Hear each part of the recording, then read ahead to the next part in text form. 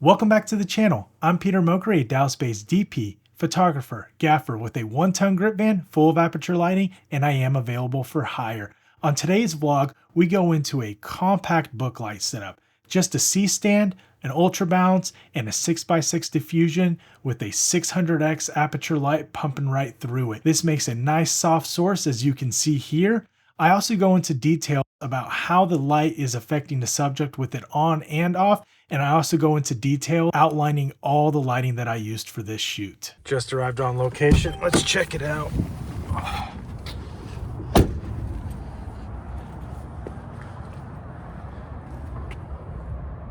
Alight Collaborative. Client chose this space to shoot our interviews today. Cool little spot. They have an upstairs loft, some elements, some backdrops. I always want to motivate my lighting with whatever lighting is in the natural space, if all possible. So here we have big windows. So I followed where the light was coming from and I matched that with my compact book light. That's going to push the light in the direction of the subject, and I'm going to increase the intensity to give a little bit of separation from the background, but still have that high key look. We're running two Sony a7 IVs. Both of them are set to S Cinetone with a custom white balance. And then I decided to go with a 50mm for the wide shot and then an 85 for the tight.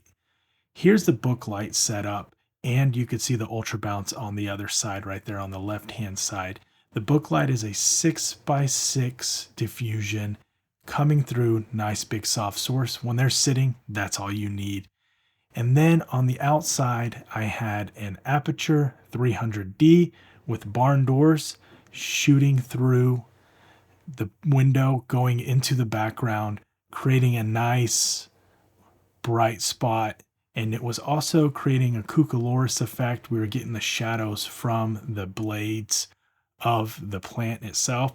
So it made for a nice effect in the background, so it wasn't just a plain white background. And then here's another angle of the book light. You can see the sides are blacked out. They're not perfectly blacked out, but these were tablecloths that I used and they worked out really well. I always bring the lighting, the book lighting, as close to camera as possible to give me as much wrap as I can get. A lot of times I'm squeezing out the interviewer when that happens, but it's all for the best. Let's dive into the lighting. We have a 600X for our compact book light setup, giving us the ability to be bicolor. We have an Amaran T2C running a 45-degree grid for our hair light. We have the Aputure 300D outside with barn doors, splashing some light on the background. And then we have our 40x40 Ultra Bounce floppy for our book light setup. And then off the front of it, we're running a 6x6 grid, which is a quarter grid diffusion, silent grid cloth. And then we're running a 40x40 Ultra Bounce for our fill light. Here's how it looked in camera. A nice high key image, bright background, bright subject, soft lighting, no harsh shadows. The Ultra Bounce that's on the fill side is bringing up those shadows. The big soft key light is bouncing off of it, spreading into the background as well. And then we have the 300D creating some light on the background. Don't use this false color look here to measure values. I am only using it to show you where the light is hitting and how the light is spreading. You can see from the key side to the fill side what the light is doing, and that's what we're looking for. Now, a tighter shot here. You can see that it looks amazing. It's bright, it's welcoming. We're not clipping anywhere.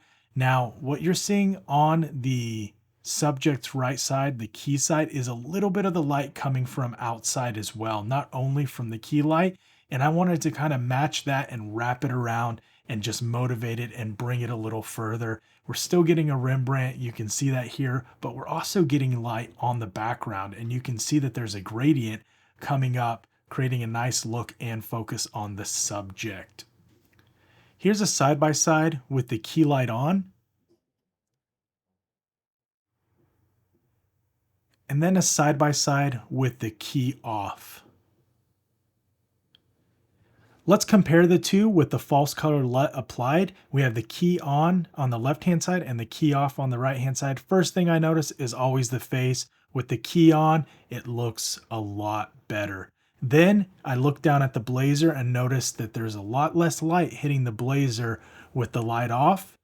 And then the next thing that stands out, if you look at the shirt that he's wearing, down lower parts of it and overall, you're getting a lot less light hitting it. So it's much darker. Let's bounce back up to the face and look at the forehead. And you can see the difference between both of the images with the key on versus the key off. It's a lot darker on the side with the key off. And then the other side of the blazer, you also notice that there's not as much color. We remove the LUT and this is what it looks like. You may notice that the white balance is a little different. I made sure to white balance for when the light was on, and that's what gives us our change. So I made a change just to see what it would do. And I actually adjusted the light back more so we get softer source and a little bit more spread on the bounce. So this is what it looks like now. Getting a lot more spread, have a lot more control. We are losing a little bit of it on the sides, so we could always push that in a little bit more. But that did help. We did have a little bit of a hot spot there because the light previously was pointing up like this. So we were getting a little bit lower. 6 interviews wrapped up. I did it as a one-man band. I did lighting, I did sound, I did camera, I did it all. And I also tested out this new compact book light setup. I never set it up before, so I wanted to give it a try and see what it would look like and see if it was possible. I'd probably put it on a rolling stand next time, but I want to show you guys that you could do it with the C-stand, which is something most people have. Now I'm already hearing it. I want to see the setup. I want to see how you did it. I did film the full setup of me setting it up, walking through everything, going over the details, and that's going to be in the next episode. Thank you so much for watching. I really appreciate everyone that comes to the channel to watch, comment, and like. What would you have done different? And what do you think of this awesome compact book light setup? Comment down below.